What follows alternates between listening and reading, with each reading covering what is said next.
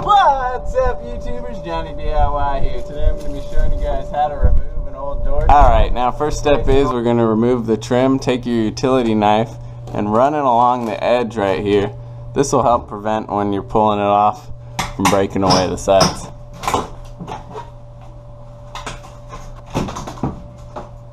Now you want to take your old door off. You can either do that by removing the hinges from the door jamb, or you can just pop out the hinge pins.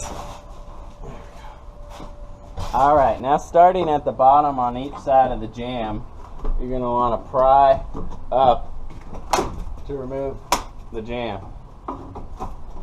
Start on each side, and then we'll pull out the top.